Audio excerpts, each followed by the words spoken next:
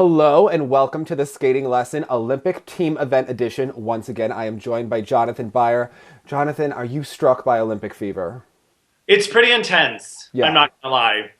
Everyone around me is like, "Wow, we didn't know how much you were obsessed with skating until the Olympics came on." And I was like, "Correct. It's a full time." Did your opera friends know? Because I felt like they didn't. I felt like no one clued them in and didn't know.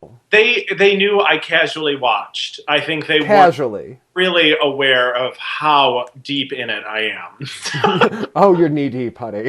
That is. There's no turning back now. So, Yeah, someone became friends with me on Facebook once. They're like, oh, you know a little bit about skate. Okay, yeah, we're good. Okay. yeah, it's a They're real like, thing. they're like, oh, I thought you just did, so yes. But Yeah. let's talk about the team event because it was this weekend. It was for the first time. The reviews are starting to come in. People liked it, they didn't. I saw, from my point of view, I had friends getting into it or trying to get into it, but no one understands it. But they're excited about teams and medaling and strategy, but I think that it didn't make sense to me. It's a learning process. Yeah, for Yeah. sure. And I think it's great to give everyone the extra medal opportunity, Yeah. especially for the United States, where outside of dance, it wasn't looking so hot for us. Mhm. I mean, despite some less than amazing performances, some of our athletes now have a bronze medal. That is So true. there is that. And I think that oftentimes we're comparing it to the gymnastics team Mhm. event, and it's not. I don't know if that's quite the right thing because they take that team event very seriously in Yeah. gymnastics. And this sort of everyone's viewing it as a dress rehearsal for the real competition. Well, I mean, Yeah. they try to make it fun and have the kiss and cry, but in gymnastics, they have the looks of life or death out there. If someone misses a jump, it's not the same. Like this is like a fake event for people, and it's like Uh, new, and some people are serious, and some people are ready to have, Christmas lights, on. that's the thing. Do you remember in like the late 90s when we were subjected to all those horrible kitschy network shows and it was like Yeah. USA versus the world? And it reminds me of that kind of feeling and the kiss and cry. And the commentators were saying, oh, it's so much fun to feel supported by your team. Mhm. And I personally would think that's an extra layer of nerves and pressure because now if you fall, it's not just about you, you're failing your whole team. If you're Which Alicia really, Sacramone, Nastia's not going to forgive you anytime really soon. isn't. Nor should she, maybe. So, Yeah. But I do think that with if the athletes need to take it seriously, and it is fun, but there's something about the fact that while it's great to see them having fun, it's the Olympics, and you kind of it makes it expected a little people. trite sometimes the way that we're showing this as a fun dress rehearsal Yeah. for the one that actually counts. Yes, Yeah. and so this is our second take filming the show, and yesterday you had an interesting All right. take on the points that you Yes, thought. we had so many guests on the show that we couldn't air. I Dick know. Button came on, and Sandra Pesic called in. It was really Yes. exciting, but you'll never see it. I'm sorry. But you had an interesting take on the points yesterday and what you thought, and then I was rewatching the primetime feed and had feedback. So, what did you think about the points? Okay, to be fair, I ripped it off a little from Emily Tuttle, who is really, she's quite genius. And Emily Tuttle really is like the brains behind all of this. Like she's the Marta Caroli, and we're just her little puppets. I'd be like, That's yeah. dear Emily, what is going on? Emily, where did that feather go? Where did it come from? Why is that a deduction? She was the one that had to tell me that a feather falling off your costume is a point deduction. Mhm. That's why I'm not wearing any today. I had to change. So we were talking about strategy, Yes. right? So this is a learning curve. How do we best strategize for this event? I think that the United States Figure Skating Association thought that maybe their wild card entries were Jeremy in the men and Ashley in the women, Mhm. and they were feeling more confident about Jason and Gracie for the long. Mhm. So they put their more confident choices in the long program, but I think actually in future they may want to look at switching those things because the short program, Jeremy finished 7th. Yeah. Now, if Jeremy had done a rough long program, the lowest he could have finished was 5th. Well, So he I really could have only been fourth. There was that Italian boy coached by Tom Z. yeah, Yeah. but I think that if you were competing in the long, you have a better shot to get more points. Yes. So actually what Emily had mentioned was maybe they should change the points. So in the short program, it goes 10 points for first, 9 for second, and so on and so on. But in the long program, maybe have the points distributed as 10 for first place, 8 points for second place, 6 for, you know what I mean? So there was more of a difference, because right now the long and the short program are weighted exactly the same amount. Well, why don't we just add all the points together, is what I'm thinking. Is that how they do a tiebreaker, maybe? I think why not do it, period? If you're going to stick with the points, you cannot then go back to numbers and rankings and this. It gets way too complex for people. And the thing that I would notice is that the whole point of the IJS is they say, well, you can come back, you can come from behind. It can be any night, yeah. Yes. Well, when you were watching the team event on NBC, they made it really known that, oh, Yulia's already a gold medalist before she even goes out there and does her free skate. Oh, right. Tessa and Scott, this is going to be their silver medal. And like, okay, even if that's true, I watched it on the British, the BBC coverage, and Robin Cousins never mentioned that the medals were already decided. But Scott and Sandra really were driving home that this was already decided, and I thought, this is your viewing audience. It made me want to turn it off. Right, because what do we care about the outcome? I mean, yeah, it's not pre-decided or predetermined as in the judges are rigged. It's just, but you sort of, in my opinion, with the exception of maybe Japan, Germany, France, Italy, we knew who the medalists were going to be. And why was it 50%? Because the short program is where you won or lost the competition. Why was it, it was really not well thought out. And I think that they're going to have to do it at Worlds if they want this to be an important thing. Otherwise, it's just going to be, we're going to pretend. Just a logistical thing, how people keep saying, why isn't synchro in the Olympics? Which I will shut my mouth about it. But they say logistically, it's too many people. If everyone had a synchro team from all those countries, it would literally overflow the entire Olympic Village. Yeah. So likewise, if they started adding a team event to the World Championships, suddenly the venue has to prolong the event for a whole other week. Skaters are there for a much longer time. It becomes... And I don't think it has the same novelty of winning a world medal in a team event versus... No, I don't think anyone considers themselves world champions because they won the world team trophy. And all along, I've been really curious about how people would respond to seeing the same program twice. The one good thing is had Jason Brown gone out and done Riverdance again like he did at Nationals, you could be like, hey, Mom, come downstairs and watch this. This is that awesome kid doing that awesome program. Right. Or watch Marilyn Charlie do Scheherazade. But the skaters did seem to be holding back a bit in the team event. I mean, if I were competing, and I was this close, Dave, to making that Olympic team. Yes. We were in the pairs. We were pretty close. That's right. We were. We were better than a lot. I think that they should conserve.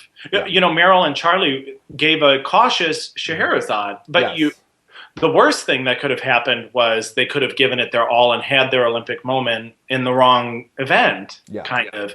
And that's sort of tricky because now we're saying one event isn't important and one event is. And I think the success of the team event, we can't even determine, even though the team event has finished, we don't know how it's going to affect people positively or negatively in the individual events until all is said and done. Because I think a lot of people are working out the kinks for Jason Brown, who skated a very admirable but cautious program. Same thing even maybe with Gracie a little, or people just finding their legs a little bit. This might help them in a major way, or is it going to tire people out? The one good thing I see about this is that we're spending more time with the actual skaters. So Meryl and Charlie were in that kiss and cry a lot. You see them all the time and you get to know them. They're on TV more. We're getting to know the skaters more. By the time they do their individual events, they will be more named to us. It's just more time. And that is a big deal, I think, especially for the Americans. For the casual fan that's tuning in, they're once every 4 years, and they are really getting to know them. Yeah, that Ashley Wagner is sassy, and they're getting to know who she is, And I love every second. I love when she turned around and was honest. Yeah. I love people are like, oh my goodness, can you believe? I'm like, that is the best thing that just happened to skating. It is 2014 and it's about time. Like everyone still wants the pageant queen, but I know, we got it. It's real. It's what we yeah, respond to. Come it's on. Yes. BuzzFeed. Even if she's popular for 5 minutes, this is very good Hey, for skating. yeah, I agree. And now Yeah. everyone will tune in and watch for her in the ladies event. Yes.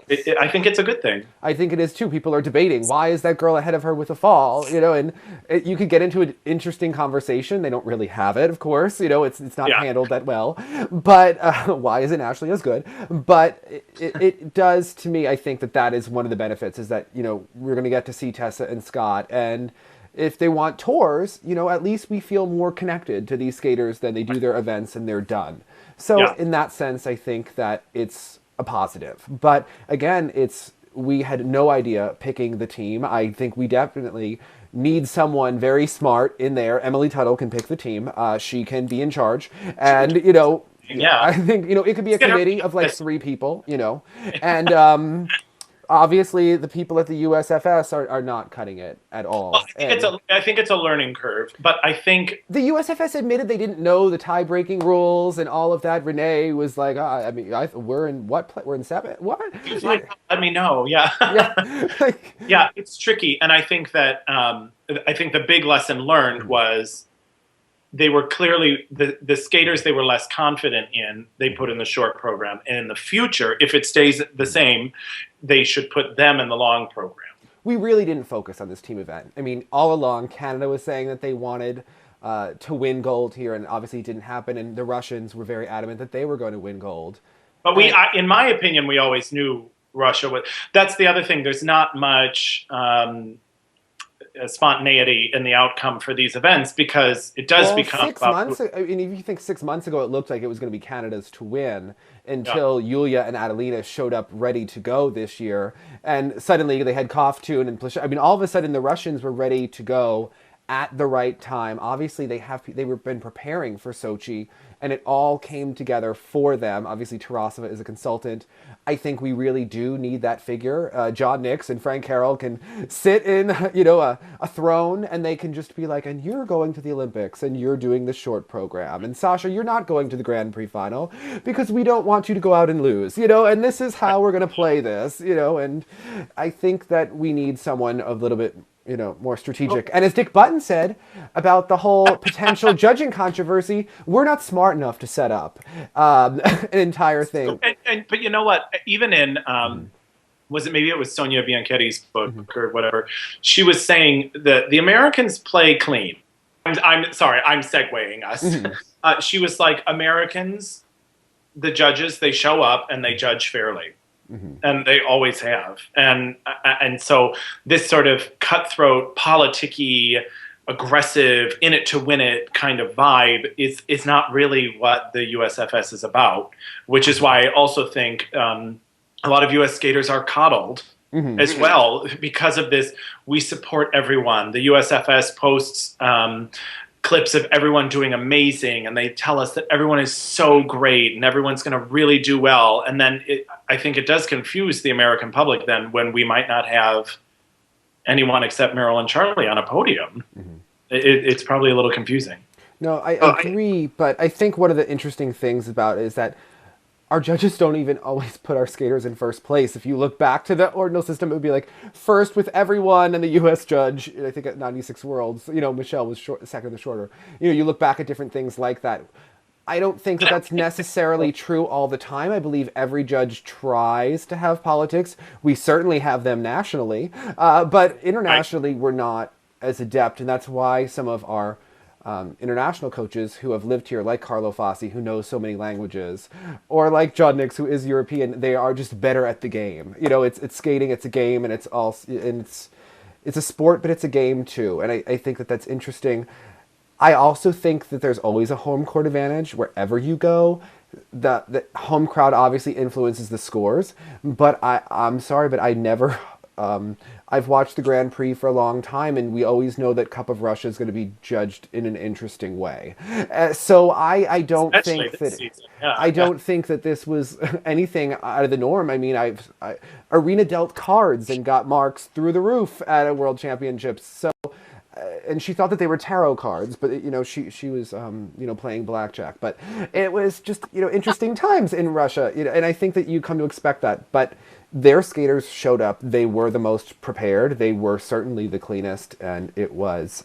That's the other thing. I mean, in talking about Christine talking about the overmarked Russians in these programs, I do believe that they earned that gold medal. Mm-hmm.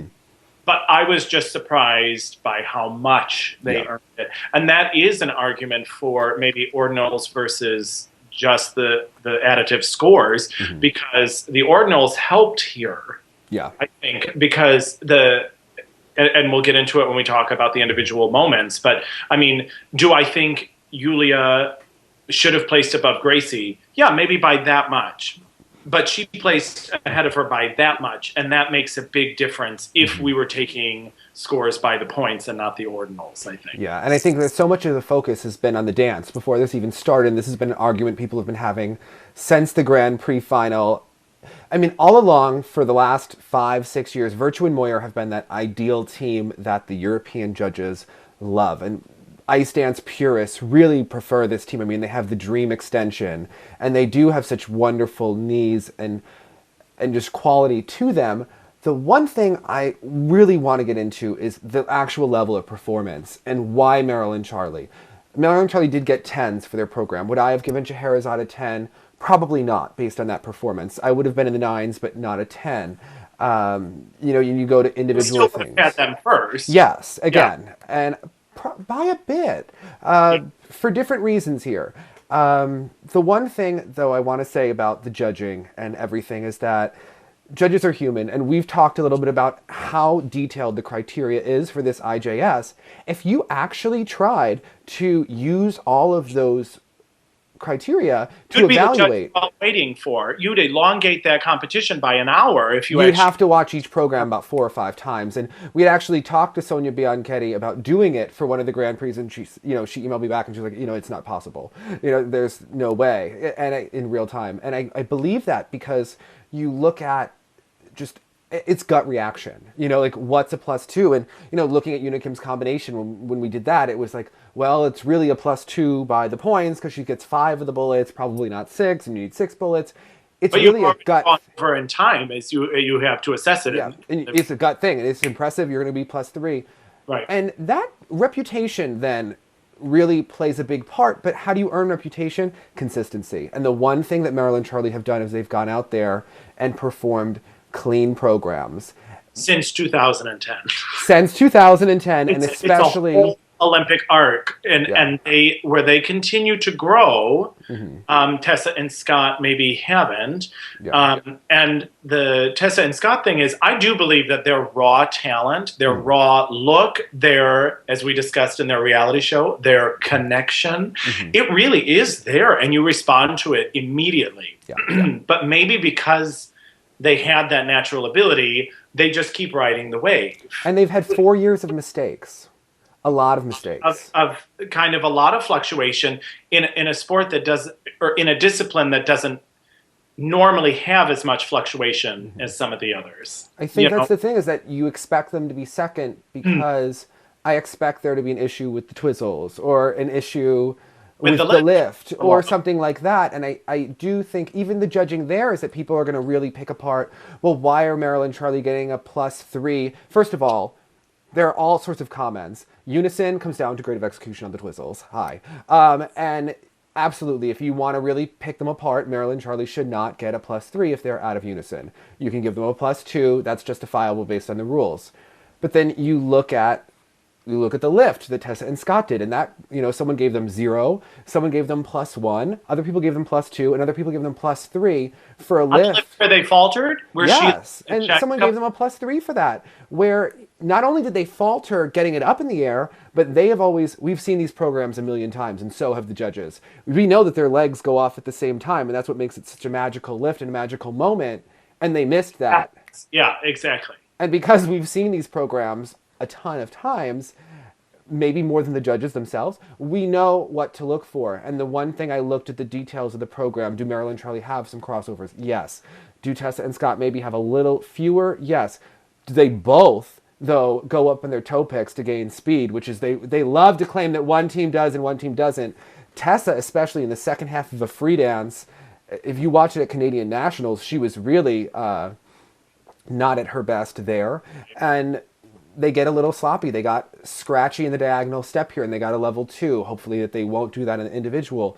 But the lifts, when they put them down, they don't have the same polish anymore. And Scott has had back issues, and she doesn't get placed down the same way Meryl gets placed down.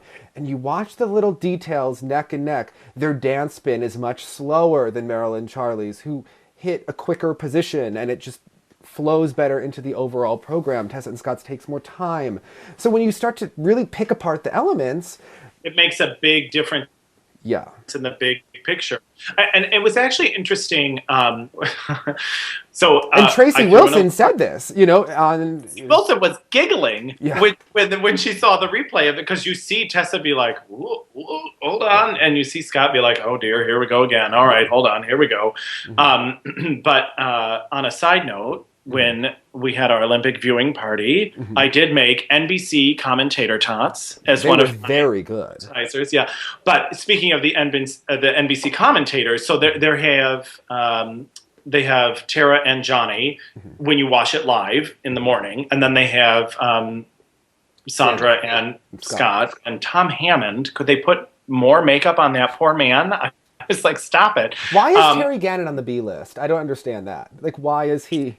I love me Terry Gannon, but I think he's also it feels like he's babysitting. They're like, Terry's a pro. He apparently has like a photographic memory, so you have to wonder what he's really. I mean, that man is a genius, but that's. I enjoy him a lot. But during the commentary, now who was it? I think it was Johnny that said, Johnny and his large B. Arthur necklace and Miami Vice blazer, said that he responds emotionally to Tessa and Scott. That there is just sort of this response to them, that you like them, you get it, but yet you have to sit back in awe of Meryl and Charlie.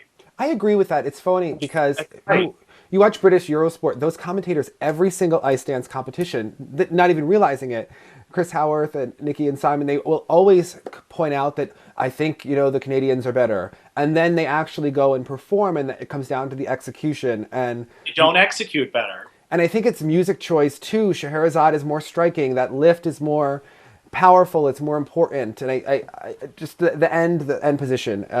It winds up. It works for some reason. The drama works, and it might not be as nuanced. It's the climax. It builds to such a frenzied finish in a good way, like the Swan Lake program. There is this emotion that comes out of the end that makes you want to jump out of your seat instead of like a. The seasons as a program is not as good as Tessa and Scott are as skaters. And I think that is... Yes, I agree. I don't think the program... they try to make it like Mahler, but they were better skaters 4 years ago. Time and injuries and other things, you can get into that. But, Meryl and Charlie have really improved. And Meryl's leg is not as beautiful as Tessa's. It's much better than it was 4 years ago. It's better, yeah. But she's working. I mean, Tessa worked too. She was in the ballet, and that comes, you're not just born with that toe pointed. But I do think that there is a little bit of nostalgia and mistakes. And again, it comes down to the reputation. And Meryl and Charlie deliver like Yulia has been delivering all year, and those marks just climb up. It's human nature whether it's deserved or not, when someone is consistent every single time, those marks. As a judge with, 0 time to assess, you're going to go with what you know. Yeah. I'm sure it was great 10. I'm sure it was great 9.5. You know what I mean? So I think that makes sense. And I think the writing is on the wall. And the interesting thing about that controversial article that came out saying that they thought it was rigged. That from El Equipe. Dick's point about, though, that it's Didier, who everyone knows is going to be the next ISU president, is desperately trying. That was a brilliant observation that I hadn't even thought about. So I thought that the French had that article printed and no one else did was a rather interesting point. But, I mean, the sad thing is all it does is cheapen when Meryl and Charlie win. Which was, I think, deliberate. That the French printed it and the Canadians ran with it, and they didn't even, their federation could sit back and be like, well, we don't know. And I think Yeah, that the seed has been planted. other So, people did their dirty work. and the same with Russia didn't need any help No. winning that team event. I mean, they won by like 8 bazillion points, which I don't know if that was necessary, but they had that. We knew that coming in that there was going to be no problem. And I man, expect to see them on the podium throughout the Olympics. I mean, the ice dancers, they're primed to be third and fourth, whether you agree with it or not. Ilyinic and Katsalapov, switch it. Yeah, I want that Swan Lake it program. had fire. It was incredible, and they do some amazingly awesome lifts. I was sad that that feather deduction was ridiculous, but their technical scores were basically the same as Tessa and Scott's. Yeah. But I so much prefer that team to Soloviev that I would just like to see them. If a Russian is going to be on the podium, I would like it to be Elena and Nikita. I certainly expect Ilyinic and Katsalapov to be world champions in the very near future. You have to look that they are on the rise. They're just that team that they may not be doing as many holds and they may have a lot of open skating, but a lot of people have won world and Olympic titles in ice dance before who probably didn't deserve it based on the rules. Yeah. But there's that intangible X factor, that star quality, and they certainly have it. And those lifts are fantastic in that program. It is nice. It is nice to have these Olympics in Russia. Obviously, there's gay rights drama and all these sorts of things, but just culturally, to hear the Russian audience applaud the minute they recognize Swan Lake like it's a popular jazz standard, and everyone, oh, I love this one. Yeah. They did the minute they were like Swan Lake. They're like, love that Tchaikovsky, who was gay, by the way. But I mean, it was nice to know that there's that kind of appreciation in the audience, which may not happen in the U.S. They'll be like, oh, Carmen, oh, I love this piece. You know, I mean, it's nice that they kind of get it, and the people who are smart are skating to big Russian pieces. I mean, the last has gravitas for that public. I mean, they didn't respond obviously the way that the Boston audience responded to Scheherazade, but they get it. They know Scheherazade. They know Rimsky-Korsakov. They appreciate this kind of effort. And Marilyn Charlie also didn't have the fire that they had there. Neither did Jason Brown. And in front of a home audience, they had way more. Marilyn Charlie were reserved in that performance. Russians also still got Jason. It wasn't the same hysteria that was in Boston, but they got it, I think, more than most. So. Yeah, and going back to what we were talking about at the media and how the Canadian media really, Beverly Smith and everyone took to that story, they're very supportive of their skaters in general. The Canadian media will get on a message. If they want to support Tessa and Scott, every writer gets on the same page. They have with Patrick. They've never wavered in their support for Patrick Chan over the last 4 years. Whereas if you look at the American writers in Christine Brennan and Phil Hirsch, Nancy Armour, they will throw you under the bus so quickly, as we saw this week with Jeremy Abbott. And I think that that's a difference. And people will say, we need to support our skaters. And I look at it as... Who's we? I mean, yes, I think we all have a national bias where we want our country to do well no matter what. You know, and especially when we watch sports we're not invested in. I don't know anything about snowboarding, but I was like, I hope the American girl wins. I don't know anything about what's happening on that run. But I think that as journalists, it is their job to like, well, so-and-so is talented, but who cares? They just bombed, so shame on them. And they were talking about it, Austria, the downhill skiers in Vancouver, that they have such a powerful lineage of great skiers, and then when their 4 entries didn't even medal, the Austrian press published an article that said failure 1, 2, 3, 4 and put their pictures in it. And I was like, that's kind of what Phil Hirsch and Christine Brennan would do, because they feel let down. And it is a sport. I mean, I think that I appreciate their honesty and their candid nature. I mean, I come across as harsh, but we don't like support a basketball team that just bid it in the NBA finals, you know? And I honestly think that Jeremy dug his own grave with the Christine Brennan quote. And the one thing is that Christine Brennan did not go after Jeremy's performance that much. Anytime that they really have gone after Jeremy, because people, when Alyssa Cisney fell 5 or 6 times at the World Championships in 2012, people commented on it, but they didn't go after her. Phil Hirsch went after Jeremy and Adam Rapon after they didn't skate very well. They obviously skated better than Alyssa did. But he went after them because their comments, seemed happy with their performances. Yeah. And here, Jeremy made that comment that the team, at least he got the mistakes out of the way, and this was a positive step for him. And I think Christine had the same reaction as many of us, is this is the only medal you're going to get, sweetheart. Like, what are you talking about? There was that initial fear as that was the first event. Are we not even going to be able to qualify for the finals now? I mean, there was that brief moment where you thought, what? When after 2 events, we were in 7th place. Yeah. And we had, it was tricky. I think the media thing in general, for all these kids, for all these skaters, it's got to be a tricky situation, because what Christine didn't mention is that in the first part of that interview or media, press conference, whatever that was, he was saying, I feel so horrible. I've let down my team. I have tremendous guilt. I'm so sorry. My teammates have been supportive. I was really disappointed. He's like, and who knows what prodded the response, well, I guess at least I got it out of the way. I suppose I should view this as a positive step, or whatever it was that he actually said.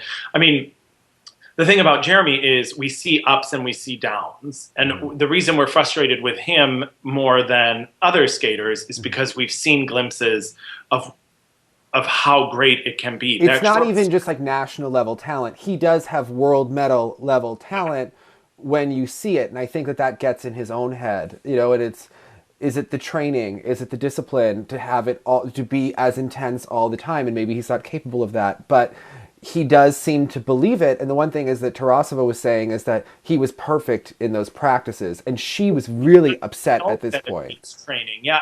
And so I think we feel betrayed sometimes as fans because we saw that short program in Boston. If threw down that short here, I mean, you can't deny the points there. So I think, he probably wonders too, because I think if he knew why things worked or didn't work, he would have addressed them appropriately, I mean, and so when the media is always like, why? Was it because you followed Plushenko? Why? Was it because of your mattress? Why? Was it because of Vancouver? Why?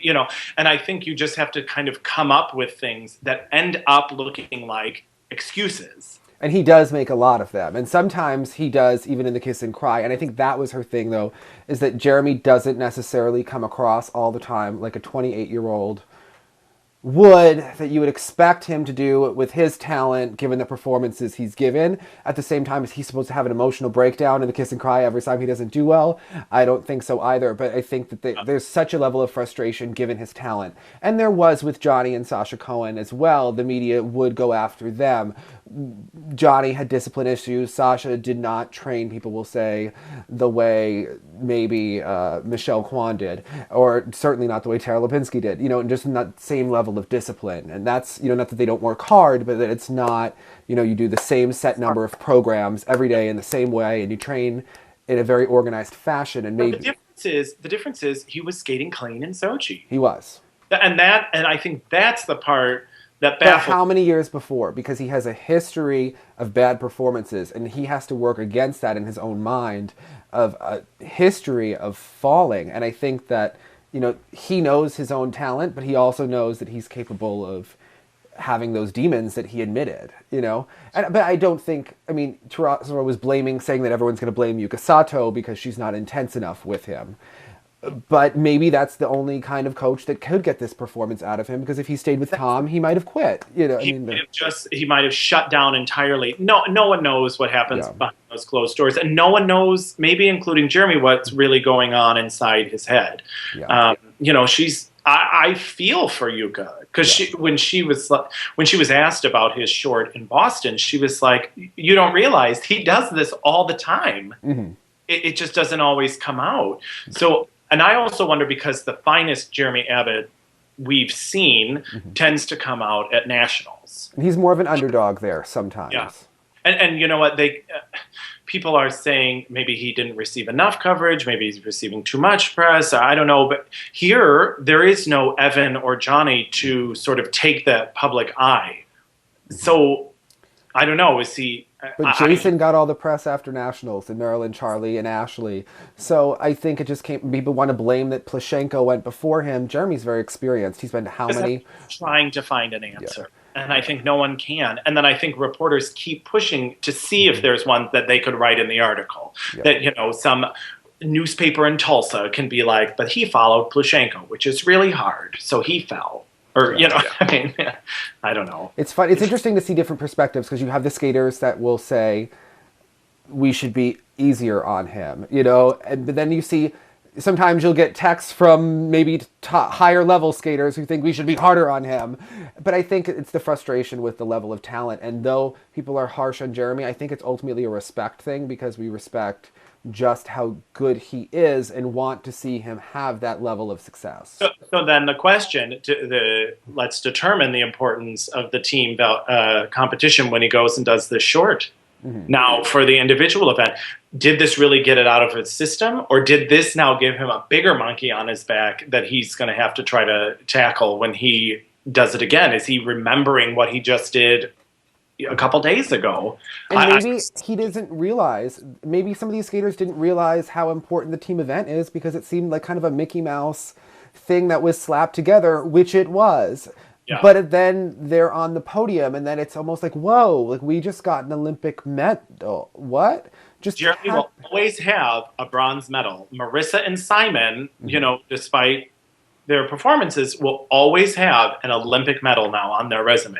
Yeah. So I think I was surprised. I thought, you know, maybe Russia or Germany or, you know, these places could just have fun with it because they knew they were or were not going to medal. But for the U.S., I feel like this was a big deal. Yeah. This was really big for us because we're not really making waves in the world of figure skating like we used to. Mm-hmm. So having this bronze did mean a lot. Yeah, certainly. No, someone who's actually going to be in the individual is Plushenko did not pull out. He was already setting the stage with his back spasms that he might. Now he seems reinvigorated that he's going to go for the individual event. How well do you expect to see him do in the individual event? He did one quad in the long. He doubled the triple Salchow as well as a triple loop in the second half. Do you see Plushenko being able to bring it home? He's not a factor. I mean, he just isn't. I mean, now it is alarming, the scores he was getting in the team event. Now, we can also look at, are the scores that people were getting in the team event, are they going to be that kind of, is it going to be that kind of scoring in the individual event? Or because this was a team event where only 5 people are competing, they can cushion scores, they can bump, you know, as necessary. I mean, you put him against everyone in the world, I don't know, what's he, 8th? I think he's a good competitor, so you don't know, but I think the one thing is that reputation marks, you talk about that. Well, we've examined that his program is vacuous, you know, and isn't that part of the reputation too? Mm-hmm. If I were a judge, there was one judge when you look at those protocols who was like, oh, transitions, -1 million, you know, because there were none. So the fact that he was winning, you know, choreography and interpretation was a little absurd. Now, having said that, when you see that man do a quad, even after you've watched Kevin Reynolds do 3 in a row, you don't care about Kevin Reynolds. He has power. It is so impressive, and those landing positions are gorgeous. I mean, yes, he's competed in the last 800 Olympics. It's very impressive, and it's a huge accomplishment. And you know, the swagger, the arrogance. It's like you love it half the time, and you hate it half the time. You know. But I was excited to see it. You love to hate him. Every sport needs a villain, and he's capable of being that. You know, he might be a hero in Russia, and he's a villain elsewhere, but I do think the judges don't know what to do with his programs because he does have this reputation. Judges also have the pressure of being within a corridor. Otherwise, their marks get called out. But you look at his transitions in the long. He got a 7.5, 6.25. Next judge, 9.25, 8.5. That's hideous. 9.25 for transitions in a program that was unartistic in the 80s. 9.25 and there was a 9. And an 8.5, but the rest of the judges, 7.5, 6.25, 6.5, 7.5, 6.5, 7.25. where is the truth in there? And I think that you Oh, can. here it is. It's in the 6 number. Well, that was in the team event, but what if he wasn't Evgeny Plushenko and he was Dennis Ten's younger teammate and did the same program? Would it be a 6? I question that. I think that that's interesting as well. But he did deliver in terms of the jumps, and he does have that presence. So And the reason I thought, okay, maybe I do get if and he transitions isn't the only component, but his choreography, I think you can attack as well. So I think interpretation. What? Yeah, I mean, what was this with the?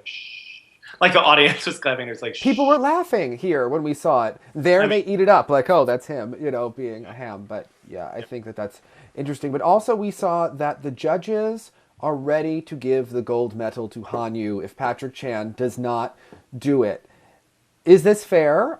Do you expect it to happen? And is this a response to the last 2 World Championships? I think it's up to Patrick. Mm-hmm. If Patrick skates the way Patrick can skate, he should, and I believe will win. Mm-hmm. But if he skates tight and weird like he's been skating, he's not invincible anymore. And it's interesting to see how much they've adjusted. Yeah.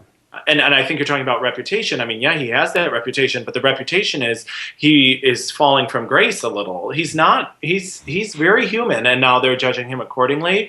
And Hanyu does some cool stuff. There's no denying it. And we only saw them in the short, but in the long, Hanyu does do 3 quads and 2 triple axels in the second half. 1 in combination. Patrick does 2 quads and 1 triple axel. There's a big difference in points there. Hanyu has been winning and falling on his opening quad sow all year. It'll be interesting to see if he can land that, if he'll adjust that jumping pass, what will happen. But there's a difference in the points. And Patrick, he's facing an uphill battle at this point. I still think he's the best skater in the world if he goes out there and does his job, just in terms of his quality. But it will be really close. And I don't expect to see him on top of the podium here. If it happened and he skates great, fantastic, but I don't see it happening, and I certainly don't see a repeat of the last 2 Worlds happening in the Olympics this time around. Yeah, they're not gonna. They don't need to help someone because the field in the men is deep. Yeah, it can go any way. So where do you expect the American men to fit in?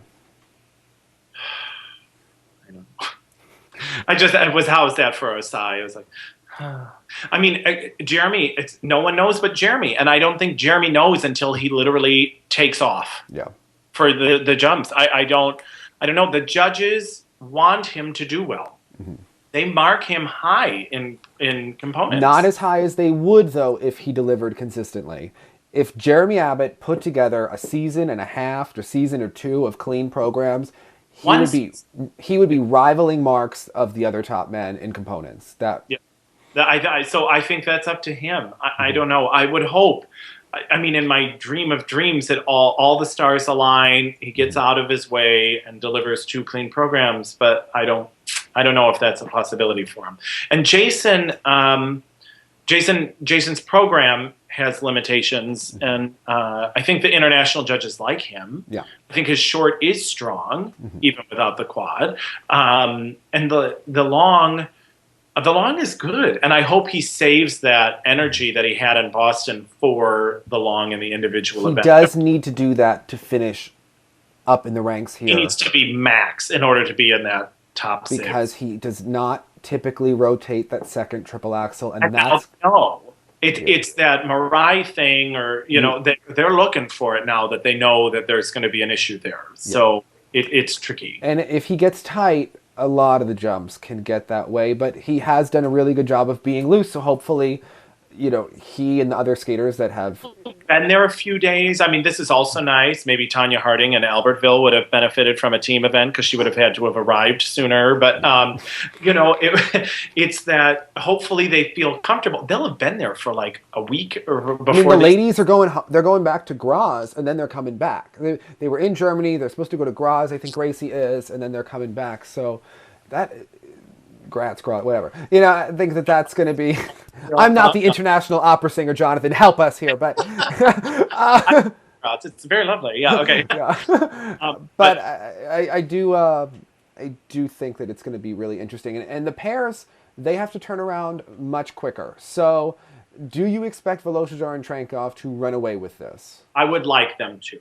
And the judges would like them to as well. I think. I mean, that 10-point lead over Radford and Duhamel in the short was pretty telling. But if you look closely, and there were some people, and it's not to insult people that only watch every Olympics. But they might have been confused because the Canadians delivered what looked like a very impressive program, and then the Russians come out and they just clobber them. But they should. I really think they should clobber them, because when each picture they took of the Khachaturian program is gorgeous. The lines are matched. The legs are perfect. The back is up there.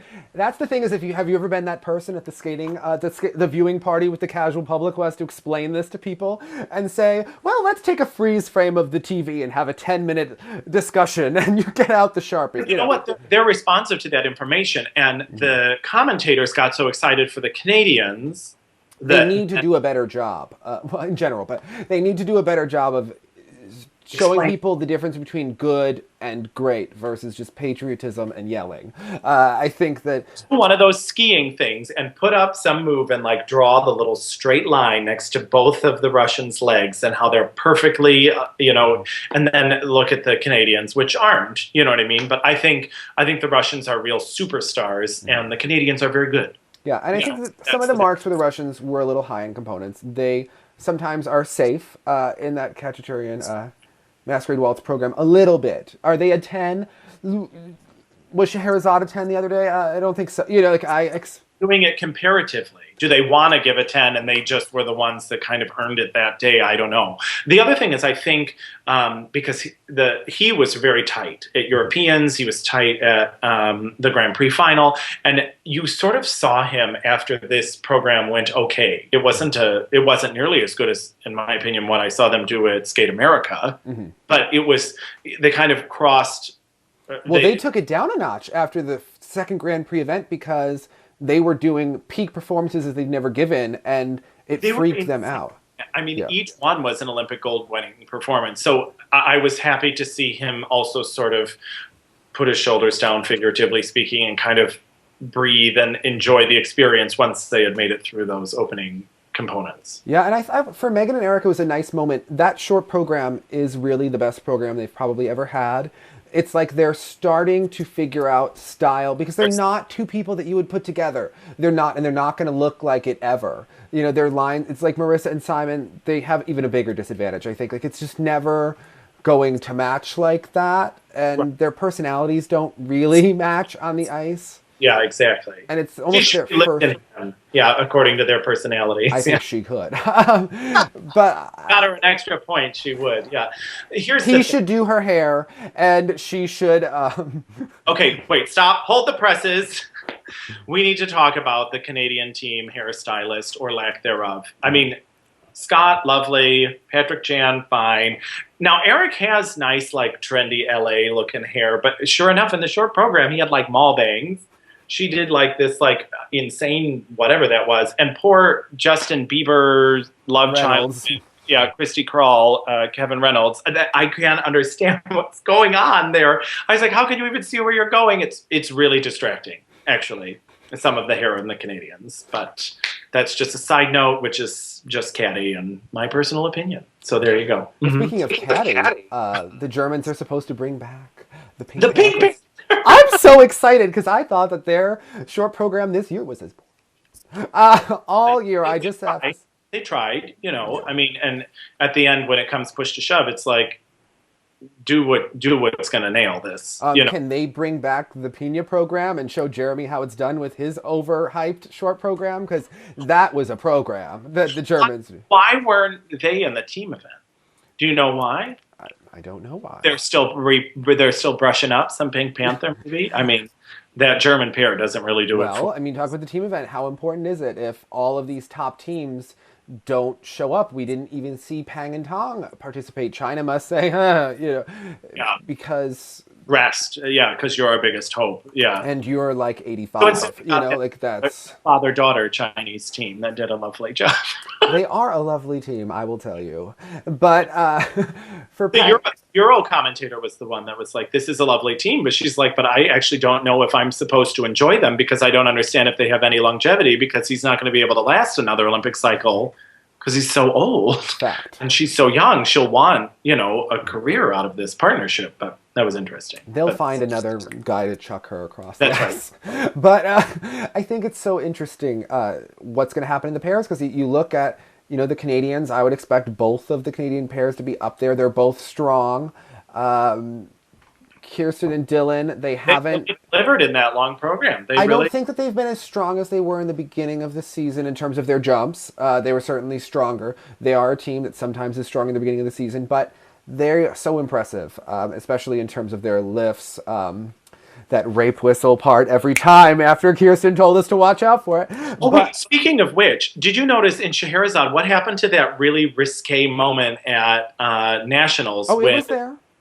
Oh, I didn't notice it as much this time. Some of the camera angles were upsetting, very also from the broadcast. And because, Meryl and Charlie do that when he whips her around up onto his back. That very first opening move is so incredible. But the camera angle from the NBC primetime coverage didn't quite capture that. Okay, and I missed that moment with the hand as she slides down. Okay.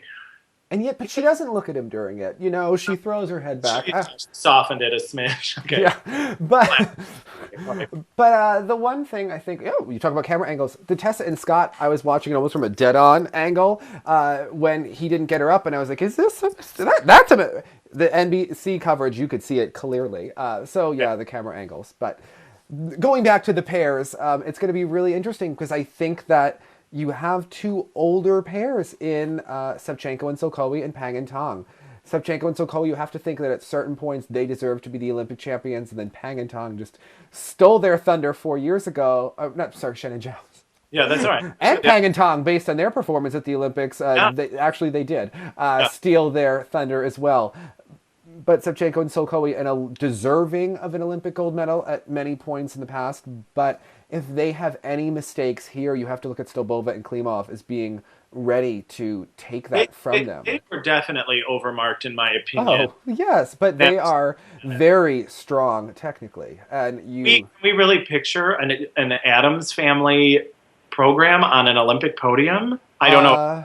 It's 2014, Jonathan. I don't know. There's Jesus Christ Superstar, and we're ending with the crucifixion.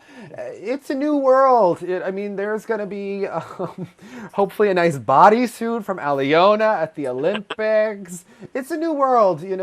Jason Brown he would have had to cut that hair so fast before. It's a new Still tempted. Yeah. That's me. Yeah. Okay. But looking at the ladies event, there has been a lot of controversy here as well because I think many people, skating, you get into your mindset and Mao and Yuna, 1 and 2, 1 and 2. But that was me.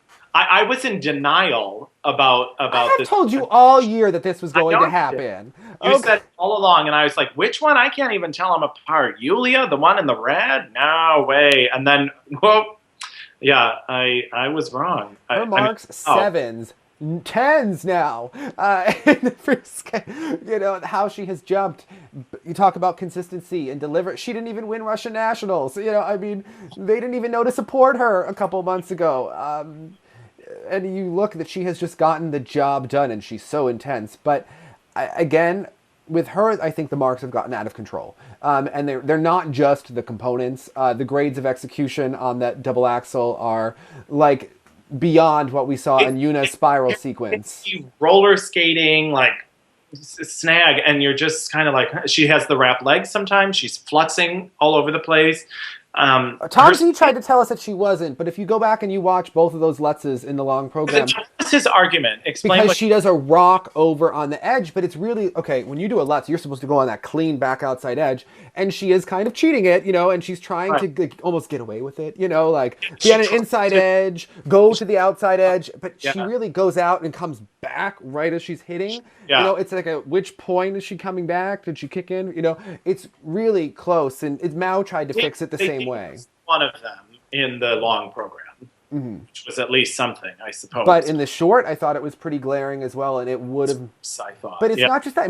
It's how they're marking the double axel. It's what they're giving her for components that I think overall Carolina's quality was better than Yulia's quality. And I say that seriously. And I mean, Yeah, technically, just being a sentimental favorite. I mean, no.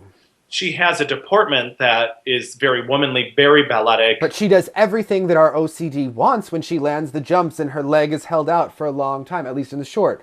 In the long, I expect her to fall a couple of times. But, in the short program, she really delivered there.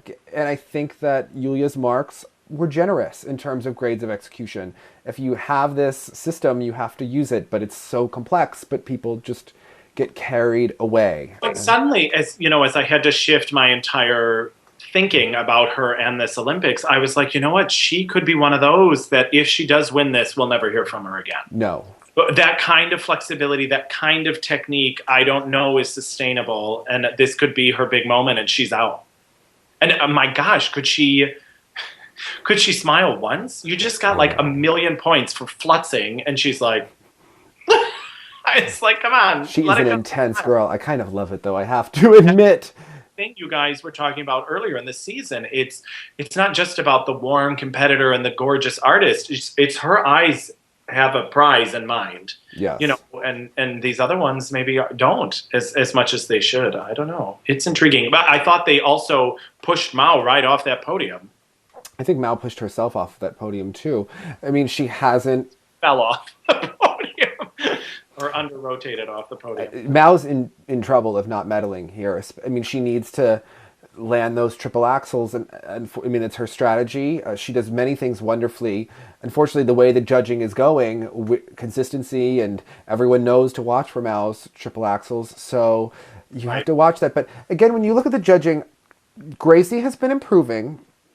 She may not have gotten, maybe if she had gone to Frank months earlier and had a better Grand Prix, this would be a different story now, because she's kind of almost challenging for medal, but it looks like it might not happen quite. It's a couple of months almost in that training. I think the training for her was that she stayed calm and delivered a tight but pretty solid.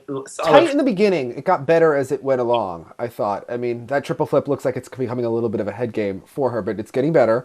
The triple toe. But one thing I think about Gracie is that her jumps are better than Yulia's jumps, and the grades of execution are not. It's comparing Kevin Reynolds' quad to Yevgeny Plushenko's. I mean, one is like, fine, you did it. Mm-hmm. You will get the points. But the other is, I'm just making a thing out of it. Her jumps are important. They are world class. Outside of Yuna, I don't know who gets that kind of spring and gorgeousness in her just raw jumping ability than Gracie does. Speak of people who are going to be in trouble, the entire country of Korea may have a heart attack based on what could happen to Yuna if she is not absolutely perfect.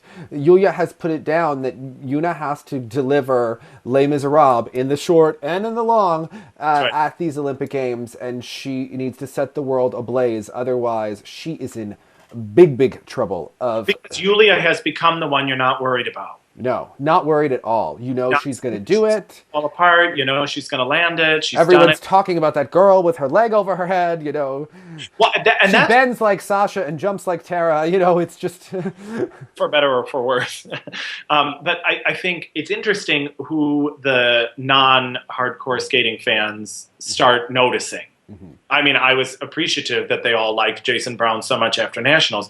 And it's really fascinating that Yulia is really becoming a pop culture icon all of a sudden just from this team event. People who don't follow skating are asking me, oh, how about that Russian girl? Yeah. And I was like, oh, wow. That's when I had to come to terms with she could very well take this whole thing. And I have to adjust that emotionally for me. I think people are going to be very shocked, as Ashley Wagner was in the Kiss and Cry. How about that for a transition of getting Plushenko? Anyway, but again, the marks, people will say that Ashley was robbed, and I've been saying it all year. I thought that mark was accurate. She wasn't robbed. She could be surprised because maybe she didn't realize until she saw the playback that she was going to get dinged for that triple toe at the end of the flip. I mean, again... she was fourth at Nationals. The judges before viewed her as being fourth or fifth in the world. Now they have an opportunity to make room for other Russians and other skaters. And look, she was tight. She did not skate that short program with the confidence or the fire that she has earlier in the season.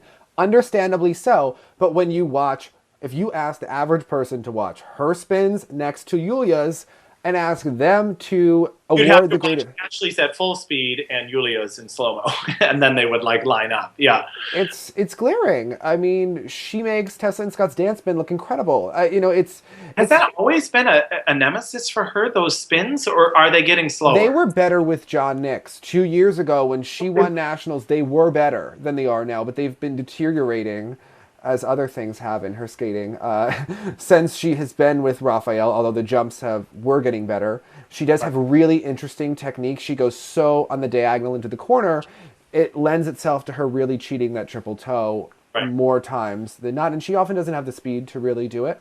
Whereas, we watch Yuna and she does her triple triple in a straight line. Right. And I think with Ashley, that triple triple, it's all eyes are on that now because people have been saying all year when she was even getting the triple toe, was it really around? It's a close It one. was Yeah. a close one, and The thing is, I guess it's all relative. I mean, you certainly this short program went a heck of a lot better than it did at nationals. but my mother called me and she said, "Oh, I don't know about that, Ashley.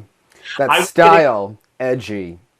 I'm like, since when is Ashley that edgy, really? But oh, see, Ashley does a lot of talking about herself. We're like sitting because she doesn't believe in psychotherapy. We are all listening to her thoughts about how she's a strong woman and all that awkward NBC fluff.